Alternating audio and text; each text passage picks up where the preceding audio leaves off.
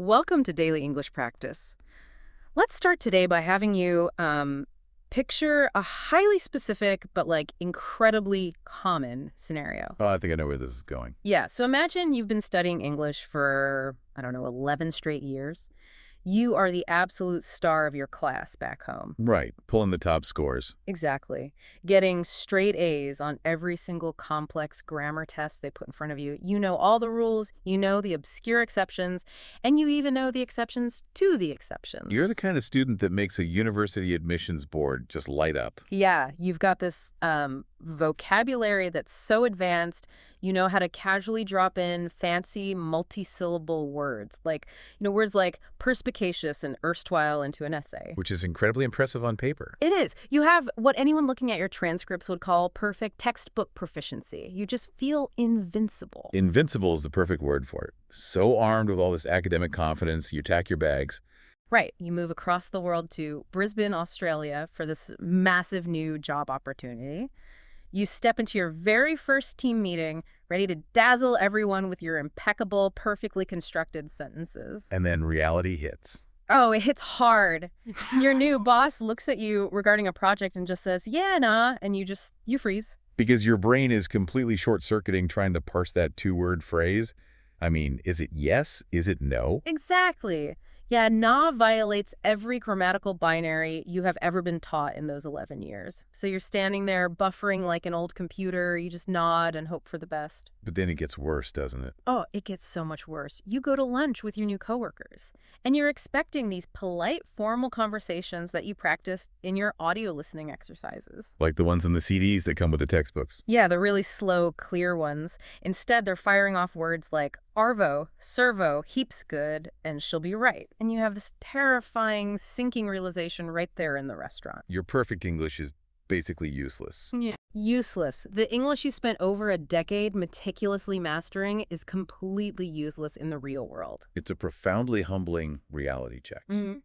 And looking at our sources for today's exploration, it's a story we see play out, time and time again with brilliant, highly educated people. People who suddenly feel like they can't communicate at all. So that is our mission for today's audio exploration. We're going to unpack the massive, sometimes incredibly frustrating gap between classroom clean English and street messy English. It's a huge gap. And we have an amazing stack of sources today covering everything from microscopic physics of vocal training to the real-world experiences of immigrants. Yeah, and if you're listening to this right now, whether you're on a treadmill or commuting to work, we are going to ask you to physically try making some of these sounds with us later on. Please do. It really helps. What stands out to me, looking at all this material, is why this gap even exists in the first place. Right. Why are we teaching people a version of a language that nobody actually speaks? Well, when you sit down and really think about it, textbook English is fundamentally built for safety. It's built for accuracy on paper. Because it has to be graded, right, by a teacher with a red pen. Exactly. It's designed to be measurable. But spoken English isn't a written test. It's a living, breathing, high-speed physical act. It was physical. I like that. It is. It's chaotic, it's relentlessly efficient, and it prioritizes human connection and conversational momentum over grammatical perfection. Okay, let's unpack this, because learning textbook English is like learning to drive in an absolutely massive, completely empty parking lot. Oh, that's a great analogy. Right. You know exactly where the brakes are, you know how to use the turn signal, you can parallel park perfectly between the yellow lines because there's absolutely nothing in your way. You're in total control. But actually talking to native speakers, that's like getting dropped out of a helicopter onto a massive highway in the middle of rush hour traffic. Everyone is speeding, people are merging without signaling, the rules are being bent constantly. And you just have to keep up or you're going to crash. Exactly. You just have to survive. That captures the anxiety perfectly. The empty parking lot gives you the mechanical foundation, but it does absolutely nothing to prepare you for the chaotic flow of traffic. Right. You need a totally different skill set. You do.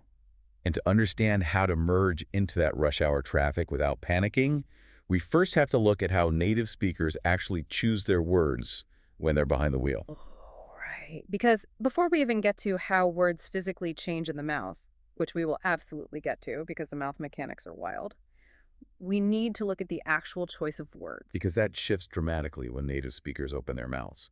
It's a complete shift from completeness to efficiency. Okay, what do you mean by completeness? Well, if we look at the insights from the Russ English Academy source, we see a stark contrast in how information is packaged. Textbooks teach what we might call full mission statement sentences. Oh, I know exactly what you mean. The classic first day of class introduction. Like, hello, I work for a large international company in the marketing department. Right. It is technically flawless. Every preposition is locked perfectly into place. But it sounds so robotic. Flawless on paper. But in a real everyday setting, a native speaker will almost never utter that sentence. They trim the fat. They just get straight to the point. Exactly. They prioritize conversational efficiency. Instead of that long mission statement, they'll simply say, I'm in marketing, or I'm in IT, I'm in finance. Right. They start with the absolute core function first. Yes, and they only add those extra details, like the size or international status of the company, if they're specifically invited to do so by the listener's follow-up questions. And it's not just jobs either. We see this with academic studies too. The textbook teaches you to say, I am attending university where I am studying for a master's degree in psychology. Which is a mouthful. It really is. If someone said that to me at a coffee shop, it would sound like they were reading a sworn legal affidavit. All right, it creates an immediate wall between you and the other person. A native speaker bypassing that wall just says, I'm doing my master's, or I'm doing a degree in psychology. So it's about keeping the ball bouncing back and forth. Precisely. The implicit goal of any casual interaction is to keep the conversation moving. Long academic sentences act like giant speed bumps in a casual chat. You're forcing the other person to wait a long time before it's their turn to speak. And we see the speed bump effect with connecting words too, don't we? Textbooks love to arm learners with these very sturdy, heavy academic connectors. Oh, like moreover, furthermore, additionally, nevertheless. Yeah, which are wonderful, necessary tools for writing a persuasive essay or a scientific paper. But imagine using them in a pub. Or even just standing around the water cooler at the office, they sound incredibly stiff.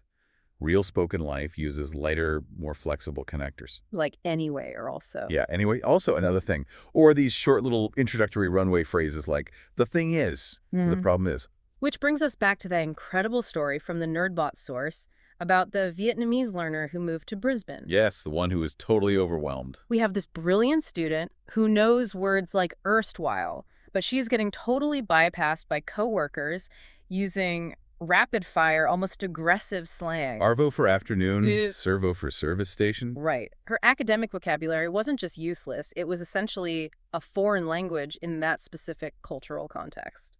Because fluency in that casual work environment isn't about proving the size of your vocabulary.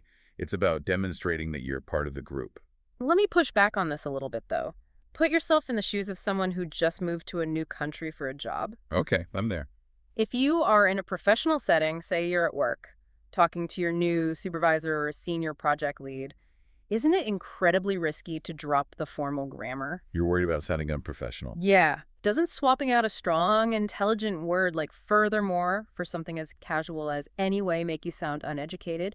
Or maybe too flippant to the person signing your paychecks? That is a very common, deeply ingrained fear.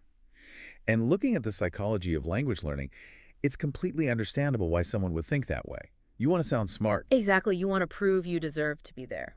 But if we connect this to the bigger picture of social dynamics, true fluency isn't about academic posturing. Fluency is about adaptability and reading the room. Reading the room is key. Right. Native speakers, even in professional corporate environments, value efficiency and interpersonal connection above almost everything else. Wait, really? Even with a boss? Even with a boss. Using stiff, overly long sentences in a casual chat actually disrupts the social connection. It creates a weird, unnatural distance. It makes the listener feel like they're being lectured at from a podium rather than spoken with as a human being. I see what you're saying. So by trying to sound smart and perfect to protect yourself, you might actually be making the other person deeply uncomfortable. You're ruining the vibe of the conversation. Because you're driving a massive, heavily armored tank down that rush hour highway instead of a regular car. Sure, you feel safe inside your tank, but you are terrifying everyone else on the road. That's a brilliant extension of the metaphor. You are completely safe in your grammatical tank, but nobody wants to drive next to you. Nobody wants to commute with a tank. Exactly. To truly fit into the flow of traffic, you have to be willing to trim the fat from your sentences and drive a lighter vehicle. Okay, so native speakers cut down the number of words to be efficient. They drop the furthermores and the long mission statements. But what happens to the words they do actually say? Ah, this is where it gets really fun. Because they aren't just saying fewer words, they are physically saying them differently. And this brings us to what might be the most mind-blowing part of today's stack of research. We need to talk about the heartbeat of the English language. The underlying rhythm. This is the engine that drives every single phonetic quirk we're going to discuss today. The engine of the language. I love that. And to understand how this engine works, we draw heavily on the linguistic breakdown from English with Tiago and the English Club resources. They explain that the world's languages are generally divided into two main rhythmic groups. I have to admit, I had no idea languages had different internal clocks like this. I just thought words were words. Yeah, most people don't realize it until they try to speak a second language and feel like they're constantly tripping over their own tongue. The first group is what linguists call syllable-timed languages. Syllable-timed, okay. This includes languages like Spanish, French, Italian, Japanese, and as specifically noted in the sources, Brazilian Portuguese. In a syllable-timed language, every single syllable gets roughly the exact same amount of time and emphasis. So it's literally like a metronome. Tick-tock, tick-tock. Very steady, very mathematically predictable. Da-da-da-da-da-da. Precisely. The rhythm is consistent and democratic. Every syllable gets its moment in the sun. That sounds very fair and organized. It is. But then we have the second group, stress-timed languages. This includes English, German, and Dutch. In a stress-timed language, the rhythm does not come from giving every syllable equal time. Okay, so where does it come from? Instead, the rhythm is dictated entirely by the time between the stressed syllables. My brain is already starting to do backflips trying to visualize that. What does that actually mean when a human being opens their mouth to speak? Let's use the crucial, highly illustrative example provided in the Tiago source. I'm going to give you a very simple declarative sentence, just 3 words. Dogs eat bones. Dogs eat bones. 3 words, 3 syllables. Keep that beat in your head. Dogs eat bones. Now I'm going to give you a second sentence. The dogs will eat the bones. The dogs will eat the bones. That is 6 words, 6 syllables. It's literally twice as much language to process. Now, in a syllable-timed language like Spanish or Japanese, that second sentence would take roughly twice as long to say because you have twice as many syllables to get through. It's simple, undeniable math. Right, more syllables equals more time. That makes perfect sense. But in English, because it is stress-timed, both of those sentences, the 3-syllable one and the 6-syllable one, take the exact same amount of time to say. Wait, let me process that. Dogs eat bones, and the dogs will eat the bones take the same amount of time on a stopwatch. How is that physically possible? It sounds impossible. Right. You have to fit 3 entirely new words into the exact same temporal space. You do it by mercilessly squishing the unimportant words. In English, we mentally divide words into 2 distinct categories, content words and function words. Content and function, got it. Content words are the mountains of the sentence. They carry all the actual meaning and imagery. Nouns, main verbs, adjectives, adverbs. In our sentence, dogs eat and bones are the content words. Like mountains, I love that imagery. The big peaks you can see from miles away. Exactly. They get the beat. They're loud, long, and clear. And the other words? The other words are the function words. These are the valleys between the mountains. Pronouns, prepositions, articles, auxiliary verbs. Words like the and will. Just the grammatical glue. Right. They're just holding the structure together. They don't carry the core imagery. So to keep the rhythm steady, to get from the mountain of dogs to the mountain of eat on time, we have to sprint through the valley of will. Oh, wow. We squeeze it, we shorten it, we dramatically reduce it. So if a language like Japanese is like a perfectly steady drum beat or a metronome, English is more like jazz. Yes. Jazz is the perfect comparison. You have this underlying groove. You hit the main beats, the mountain words, really hard, and you just sort of slide and scramble and rush over everything else in the valleys just to get to the next main beat on time. That is a phenomenal way to conceptualize it. You are sliding over the valleys. And this raises a vital point about why learners often sound unnatural even when they score 100% on their grammar test. Why is that? It's a psychological and physical phenomenon called phonetic transfer.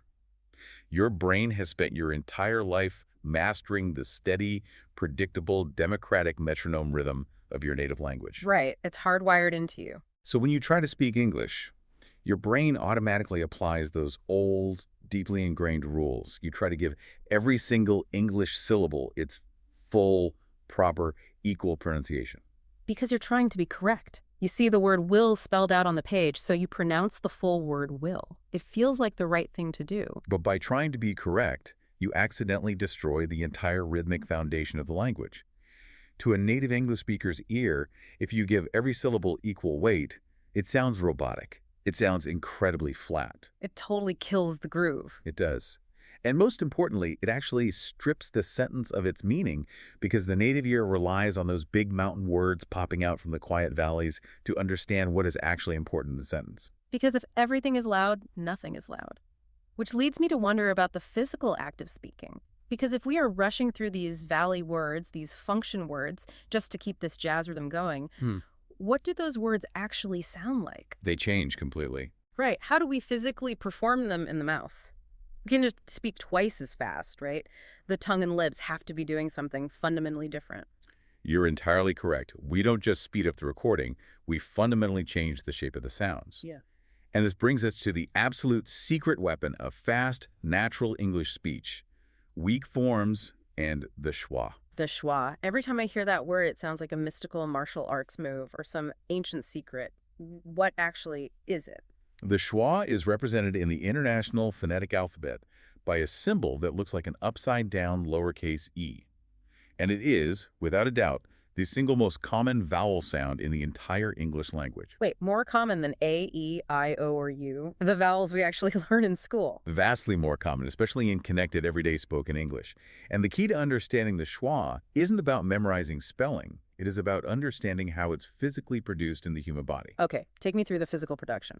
Unlike other vowels that require you to actively shape your lips into an O or tense your tongue high against your palate for an E, the schwa requires almost absolutely nothing. Nothing. Your throat must be completely relaxed, the vocal cords are untightened, the air passage remains totally open, and your mouth is just slightly parted, as if you're staring blankly at a television screen. So you're basically doing nothing. Your face is entirely at rest. Exactly. It is a low-pitch, low-volume sound that is often barely audible. The schwa accent reduction source describes it essentially as a lazy grunt. Just a complete and total lack of effort. Yes. Let's look at the indefinite article A. If you say it in isolation, reading it off a flashcard, it's a strong, clear A. But in a flowing sentence, it almost always reduces to a schwa. Like, give me an example. The source gives a great auditory example to illustrate this. To the untrained ear, spoken quickly at conversational speed, there is almost no difference between "that's a good book" and "that's good book." Wait, really? Let me hear it. The A just becomes a tiny microscopic grunt, physically attached to the word good. That's good book. That is wild. That's a good book. I can barely hear it when I say it. And this applies to all those valley words we talked about. All the function words get this treatment. Yes. When function words are put into a running sentence, they shrink into what linguists call weak forms, heavily utilizing that lazy schwa sound to save time. Let's walk through some of the specific examples from the Emma source so you can really hear the difference. I'm ready. Hit me. Take the word and, A and D. In isolation, a strong, clear and vowel. But in a sentence, nobody goes to a restaurant and orders fish and D chips. It sounds robotic and demanding. Yeah, you sound like you're mad at the waiter. Exactly. The weak form completely drops consonant sounds and changes the vowel to a schwa. It just becomes an N sound. Fish and chips. These are stun chips. It's barely even a word anymore. It's just a solitary consonant holding on for dear life. Let's do another one. What about the word to? Like, I want to go. The strong form is to. With a long, rounded ooh sound, your lips are pushed forward. But in a sentence, before a consonant, it shrinks into a schwa. You don't push your lips forward at all. To. I want to go. Not, I want to go. I want to go. Okay, I'm really feeling this lazy grunt thing. It feels almost disrespectful to the language to be this lazy, but it sounds so right. What else? The word for. A native speaker rarely says, "This present is for you." They reduce it. This present is for you. For you, right. The word of you, it is almost never a piece of cheese. It becomes a piece of cheese, or if they're speaking really quickly, just a piece cheese. Wow, just dropping the V entirely. And the word a we mentioned earlier is not a cup of tea. It becomes a cup tea. Okay, I have to stop here. If you are a learner listening to this, you might be having a panic attack. I know, it sounds like chaos. Because if native speakers are literally swallowing half their words, dropping letters left and right, and replacing perfectly good, dictionary-approved vowels with lazy, completely relaxed grunts, How does anyone understand anything? It's a fair question. Aren't we all just mumbling at each other? I feel like if I walked around dropping every preposition into an agrammic banker, people would think I was heavily intoxicated or having a medical emergency. It absolutely feels like mumbling when you first start practicing it. But what's fascinating here is that this is highly engineered, systematic mumbling. Engineered mumbling. Yes, your brain actually relies on those weak forms being quiet and lazy so that the important content words, the mountains we talked about earlier, can pop out clearly. If you try to enunciate a cup of FT, you are putting a massive mountain where a quiet valley should be, and the native listener's brain gets instantly confused. Because they wonder why you are emphasizing the word of. Exactly. They think, wait, is there another cup of F something? Why are they stressing that word? It's all about contract. We need the dark so we can see the light. We need the lazy grunts so we can hear the important nouns and verbs standing out against them. That is exactly the underlying logic. And ironically, the schwa is often the absolute hardest sound for language learners to master. What do you think that is? I would guess because it's a completely new sound that doesn't exist in their native language. That's part of it. Mhm. But the main reason is because it requires zero effort. The fundamental problem with the schwa is that it is so physically easy to pronounce that it becomes psychologically difficult. Oh, that's interesting. Learners are they're good students, they want to put effort into making a correct, beautiful English sound. But the moment you put effort into a schwa, you tighten your throat muscles, you shape your lips, and you immediately ruin the sound. You have to learn how to do absolutely nothing. Wow. You have to try really, really hard to stop trying. That is surprisingly profound. It really is an exercise in letting go. Okay, so we've established that the underlying rhythm of English demands that we crush these weak words into lazy grunts. But we are moving fast on this rush hour highway. We aren't just coasting. What happens when words start physically crashing into one another at these high speeds? Now we are entering the realm of connected speech, which is beautifully and thoroughly detailed in the Billy Ingles source. Connected speech is the reality that spoken language is a continuous stream of sound where there are no clear defined boundaries between words. Because we don't speak with neat little white spaces between our words like we write on a page. The mouth doesn't have a space bar. Precisely. When you write, you have those neat little white spaces. When you speak, it is one long, continuous exhalation of breath from your lungs. And because we're trying to be as efficient as possible to keep that jazz rhythm going, three major physical phenomena occur when these sounds inevitably crash together: assimilation, elision, and intrusion. Okay, let's unpack these one by one because this is where the physics of the mouth really take over. Let's start with assimilation. What's happening there? Assimilation is when a sound chemically changes to become more similar to the sound that comes immediately after it. It is your mouth getting ready for the next obstacle before it has even finished dealing with the current one. Oh, to bring back our driving metaphor, assimilation is like cutting across 2 lanes of traffic early because you know your exit is coming up in a mile. You're preparing for the turn while you're still on the straightaway. That's a great way to visualize it. Let's look at the source's primary example. I live in Barcelona. Think about the physical mechanics here. The word in ends with an N sound. To make an N, the tip of your tongue has to touch the ridge right behind your upper teeth. Right. If you're listening, try it. N, tip of the tongue. Now the very next word, Barcelona, starts with a B sound. To make a B, you have to close both of your lips firmly together. Okay, so N is all tongue, B is all lips. They are completely different parts of the mouth. Now, at high conversational speeds, moving from the tongue position of N to the lip position of B takes a fraction of a second too much time. So your brain tells your lips to get ready early. It's anticipating the B. Yes, while your vocal cords are still trying to say the word in, your lips close in early anticipation of Barcelona. And what happens when you try to say an N sound with your lips closed together? Let me try. No, you get an M. Im. Yes, so the phrase, I live in Barcelona, physically morphs into I live in Barcelona. Your mouth takes a shortcut. The N assimilates into the B. That is wild. I live in Barcelona. I can feel my lips doing it without me even telling them to. You literally don't have time to use your tongue, so you just use your lips for both words.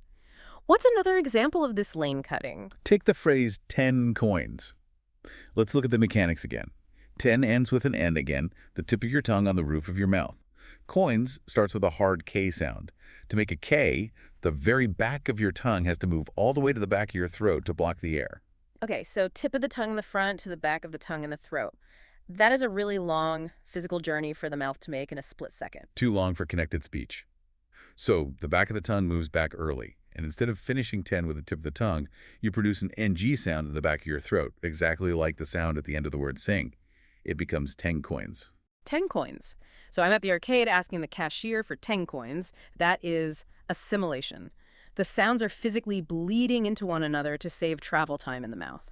Okay, what is the second phenomenon? Elision. Elision is even more extreme than assimilation. If assimilation is cutting lanes, elision is when sounds completely disappear. They are entirely deleted from existence to maintain the rhythm. Just gone. Completely gone. In English, this most frequently happens with the harsh T and D sounds at the ends of words, especially when they get trapped between other consonant sounds. So to use our metaphor, elision is just blowing right through a stop sign because no one is looking and you don't want to lose your momentum. The sound just gets vaporized. Vaporized is the perfect word. The source gives a classic example sentence. He looked back and smiled. Now, strictly speaking, look ends with a hard T sound and ends with a hard D sound. But if you say this sentence naturally and quickly, you do not pronounce either of those letters. Let me try. He looked back and smiled. Notice how smooth that was. He looked back and smiled. If you tried to strictly articulate the T and the D, he looked back and smiled, you would force tiny pauses into this sentence. Yeah, it feels really clunky. You would sound like a malfunctioning robot, and you would completely break that jazz rhythmic momentum we established. Okay. Assimilation and elision make total logical sense to me. We are being inherently lazy creatures. We are finding the path of least physical resistance. We are combining sounds or just dropping them entirely because we're in a hurry to get to the end of the sentence. Exactly. But here's where it gets really interesting, and honestly, a little maddening if you are a learner trying to memorize rules. Let's talk about the third phenomenon, intrusion. Intrusion. This is where the physics of the mouth get truly wild. This is when we don't just change sounds and we don't just drop sounds. We actually add completely new phantom sounds that aren't spelled out anywhere on the page. Yes, adding phantom sounds. This feels like native speakers are just making up rules in the middle of a game just to mess with people trying to learn. I promise it's not a massive conspiracy to confuse learners.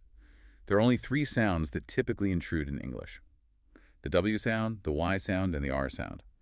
And we use them to build a bridge when one word ends in a vowel and the very next word begins with a vowel. But wait, why do we need a bridge? Why can't I just finish the first vowel, take a microscopic pause, and then say the second vowel? Why is vowel on vowel crime so bad in English? Because of what happens in your throat. Yeah. If you try to say 2 vowels right next to each other without blending them, you have to do something called a glottal stop. A glottal stop. Yeah, you have to physically slam your vocal cords shut to stop the air and then pop them open again for the next vowel. It feels like a tiny hiccup. And as we know, the English rhythm hates hiccups. It wants a smooth, continuous stream of exhaust pipe air. So let's look at the W intrusion. Say the words, go away. Go away. Now say them fast as one continuous, unbroken sound. Go away. Oh my gosh, there's a distinct W in there. Go W away. Yes, because your lips are already tightly rounded at the end of the word to make that O sound. As you transition to the relaxed sound in away, your lips naturally form a W shape as they unround. That's crazy. It's a purely physical glide. You aren't consciously adding a letter. Your mouth is just taking the easiest physical path from O to go W away. It's purely mechanical. The W is just the sound of the lips relaxing. Okay, what about the Y sound? How does that intrude? Say the phrase, I am. I am. Why I'm. Wow. I am always late. There is a totally distinct Y sound connecting the I and the A. Why does that happen? Because the word I ends with your tongue pushed very high and forward in your mouth. To get to the lower open am sound, your tongue has to drop down. As the tongue drops while the vocal cords are vibrating, it naturally creates that Y glide. So again, it's just physics. Again, it is physically easier for the body to let that Y slip out than it is to slam the vocal cords shut and start fresh. Okay, the craziest one from the source has to be the R intrusion, the Law and Order example. I have heard this and always thought people were just pronouncing it wrong. Ah, yes, the intrusive R. This is incredibly common in non-rhotic accents, like many British or Australian accents, but you hear it in some American regional accents too. Take the phrase law and order. The word law ends in an open aw vowel. and starts with an open vowel. Two vowels right next to each other. Right. To link those two open vowels together smoothly, speakers will literally insert a hard R sound. Law, are, and order. The law, are, and order in this town. That is so strange to look at on paper, but when you hear it spoken quickly, it just sounds like natural flowing English. If we pull back and look at the bigger picture here, all of these phenomena, assimilation, elision, intrusion, prove a massive point about language. Spoken English isn't just a list of vocabulary words strung together. It is a continuous, highly complex physical choreography of the mouth, tongue, lips, and vocal cords. It's physics, it's fluid dynamics. So up to this point, we've covered the underlying rhythm, the jazz beat, and we've thoroughly covered the sound mechanics of how words melt, crush, and crash into each other to maintain that beat. But if you just do that, if you just reduce your vowels and drop your T's, you still might sound a bit robotic. You're missing a key ingredient. Because to truly sound human, to sound engaging, you need melody. Mm. You need pitch. And this brings us to the incredible work from the Internetic Source in English with Tiago regarding the musicality of the voice. We're talking about intonation. If rhythm is the drum beat of the song, intonation is the melody you sing over those drums. It is the rise and fall of your vocal pitch. And in American English, and English generally, this melody isn't just there to sound pretty. It carries massive amounts of meaning, underlying emotion, and social context. The sources use this really helpful analogy of a piano keyboard. A monotone voice, which is a huge problem for learners who are concentrating so hard on just getting the grammar right, is stuck playing just one or two keys right in the middle of the piano. Which gets very boring to listen to. Right. But a natural, expressive, native voice dances all the way across the entire keyboard, from the low, rumbling bass notes to the high, squeaky treble notes. We call this the pitch range. And many learners have a very narrow pitch range because they're terrified of sounding foolish or exaggerated. But without utilizing that full piano keyboard, you actually strip your words of their intent. You leave the listener guessing how you actually feel. It's like sending a text message without emojis. The Internetic Source outlines the 3 core American intonation patterns that are absolutely essential to master if you want to be understood emotionally. Let's break those down. What's the first pattern we need to know? The first is falling intonation. This is the most common pattern in the language. Your voice starts relatively high and drops steadily at the end of the sentence, exactly like a plane coming in for a smooth landing on a runway. The plane is landing. Like that, my voice goes down on landing. That's it. We use falling intonation for neutral statements of fact, for commands, and for WH questions, meaning questions starting with who, what, where, when, why. So, a statement. I went to the store. My voice falls at the end. Or a command. Please close the door. Or a WH question. What time is it? All of them land the plane. Perfect. That falling pitch signals certainty, finality, or a direct demand for information. You're closing the loop. The second pattern is rising intonation. This is the exact opposite. Your pitch scoops up at the end of the sentence. Like you're tossing the words up into the air for someone else to catch? Yes, you're leaving the loop open. We use this for uncertainty, surprise, and most importantly, yes-no questions. Okay, so are you coming? Is this your phone? Really? My voice goes up into the treble keys at the very end. Think about the social implications of this. If you used falling intonation on a yes-no question, if you said, "Are you coming?" with a downward pitch landing the plane, it suddenly sounds incredibly aggressive. Are you coming? Yeah, sounds like an order. It sounds almost like a police interrogation or a demand rather than a polite invitation. The melody completely changes the social dynamic of the interaction. Wow. So you could have absolutely perfect textbook grammar, but if your pitch goes the wrong way, you could accidentally insult your coworker or make your boss think you're angry at them. It happens all the time. Mm. Which brings us to the third most complex pattern. Rise-fall intonation. This is the roller coaster.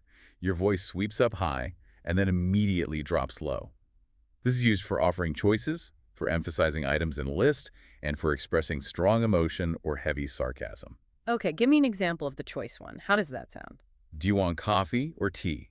Notice how your pitch rises on coffee, signaling that this is the first option and there is more to come, and then it falls firmly on tea, signaling the end of the choices. You are closing the loop. Do you want coffee or tea? I can totally hear it. Up on coffee, down on tea. And for emotion. Think about the phrase, "no way," when you're shocked. The pitch spikes all the way up on the W and drops hard at the end of the word. It's a huge roller coaster.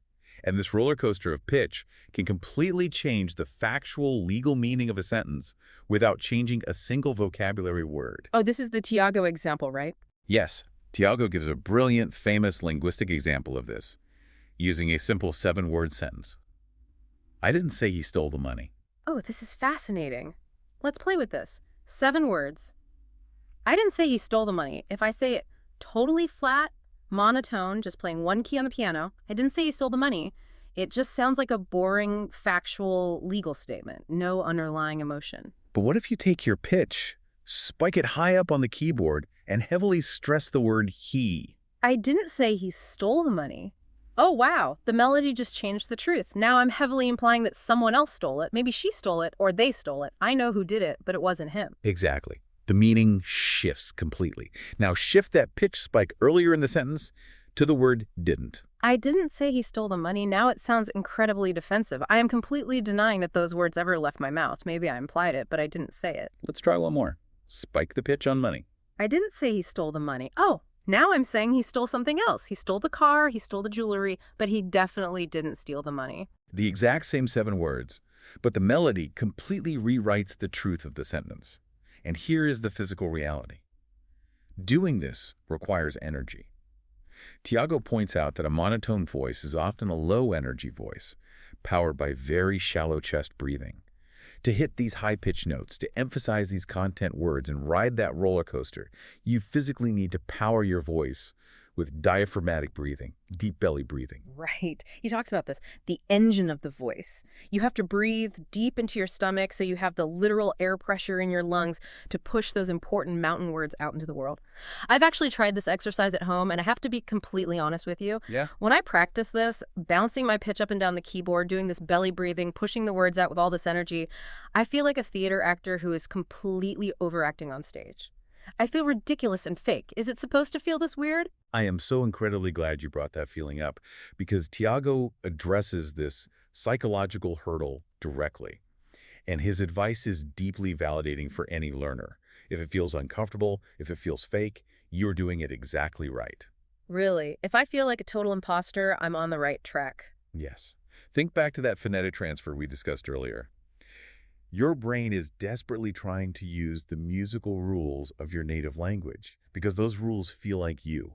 They feel like your authentic core identity. Because that's how you've always spoken. When you break those rules and start using the wild, bouncing roller coaster jazz melody of English, it feels like you're wearing a mask. It feels like you're acting. But really, you're just developing your new English persona. It takes conscious, physical, uncomfortable effort to rewire those speaking muscles and those neural pathways until it finally becomes natural. Okay, so you can practice your belly breathing, you can practice your pitch spikes in the mirror, you can sit alone in your room and master the lazy schwa in your connected speech. But eventually, you have to leave the empty parking lot. You have to test this out in the wild. How do you actually survive the chaos of that rush hour highway when real people are talking back to you? This brings us perfectly to our final and perhaps most important section. We have to return to the brilliant narrative from the NerdBot source. We have to talk about the psychology of embracing the mess. Let's go back to our Vietnamese learner from the very beginning of the show. She's sitting in her office in Brisbane. She's got perfect textbook English, but she's completely freezing in meetings when people say, yeah, nah. And the source introduces this concept that I think is the hidden villain, the final boss of all language learning, the translation delay. This is a massive cognitive and psychological barrier. When you're learning from textbooks, you're fundamentally practicing the art of translation, not the art of speaking. Let's break down what happens in the brain. Walk me through it. You hear an English sentence. Your brain pauses to translate it into your native language, in this case Vietnamese, so your internal monologue can understand it. Then, you formulate your intelligent response in Vietnamese. Then, you translate that response back into English grammar. Finally, you send the signal to your mouth to speak. And all of that immense mental gymnastics takes time. The source estimates it creates a 3 to 4 second mental gap of pure silence. Now, to a computer, or even just thinking about it logically, 3 or 4 seconds might sound incredibly fast for doing all that complex bidirectional cognitive translation work. It's lightning fast for a brain. But in a real fluent human conversation, 3 seconds is an absolute eternity. Have you ever stared at someone in silence for 3 seconds after they ask you a question? It feels awful. By the time you do all that translating, the conversation has violently moved on. Someone else has jumped in, the topic has completely changed, and the brilliant, grammatically perfect sentence you just constructed in your head is now completely irrelevant. You missed your window to contribute. And then what happens? You feel stupid. You feel small. It's an emotional spiral. The learner in this story experienced this constantly. She was brilliant, but she appeared quiet or slow. Her cousin Bao experienced it too, freezing up completely when talking to a fast-speaking British coworker. The cognitive load of trying to translate while also managing social anxiety is simply too much for the brain to handle. It's just overloading the system. So the ultimate question is, how do you bypass this translation delay? How do you build true reflexive automaticity? Her solution was so beautifully unconventional. She talked to a friend who had actually achieved this effortless fluency, and the friend's advice was shockingly simple. Stop talking to your colleagues, stop talking to your classmates, and go talk to random strangers on the internet. People who have absolutely no reason to be polite or patient with you. Right. So she took the advice. She went to anonymous text and voice chat platforms. Specifically, she mentioned spending hours on a site called Not.chat, where you are paired with a completely random stranger somewhere in the world for a one-on-one conversation. And she shares these specific, incredible, deeply human encounters, like her 40-minute chat with a guy named Derek from Memphis, Tennessee. Derek was apparently furiously annoyed about his American football team losing. Which is such a specific cultural thing to drop into. Our learner knows absolutely nothing about American football, but Derek just unloads on her about the coaching staff, the players, the tragic season. And notice what happened during that 40 minutes of ranting. She definitely didn't understand all the vocabulary. She didn't know what a play clock or a center or a blitz was, but she was engaged in a real back and forth, extremely messy conversation with a native speaker who was not adjusting his speed for her. Exactly. He wasn't treating her like a student. He was treating her like a bartender. And she had another encounter with a woman from Auckland named Sophie, who was trying to decide on a major career move and kept saying she was on the fence. And she didn't know the idiom. The learner didn't know the idiom, so she just stopped the chat and asked. And they spent 20 minutes discussing this complete stranger's life choices. Mm. Or the guy from Manchester who said a local curry restaurant was not bad. Which is a brilliant cultural lesson in itself. Learning that in British understatement, not bad actually means it is spectacularly good. You don't learn that in a textbook. No, you definitely don't. What I love about this strategy, and what I think is the most valuable takeaway for anyone listening, is the profound psychological safety of it. Think about the stark contrast. At work in Brisbane, she's terrified. You cannot ask your boss to repeat themselves 3 times without looking incompetent. The stakes are too high. You cannot ask your boss what ya na means without feeling like you don't belong. You are intensely managing your professional reputation while simultaneously trying to translate a language. It is way too much cognitive load. But with a random stranger from Memphis, the stranger who doesn't know your real name, who doesn't know what you do for a living, or even that English is your second language, who cares? There's zero pressure. There is zero relationship to protect. There are absolutely no professional consequences if you mess up. You can just stop the chat and ask, what on earth is a play clock? Or what does on the fence mean? If they get annoyed and leave, you just click a button and find a new stranger. It strips away all the fear of making a mistake. It is pure, unadulterated practice in the mud. You are finally driving in rush hour traffic, but you're in a bumper car where crashes don't hurt. And that psychological safety is exactly what textbook learning lacks, but real fluency requires.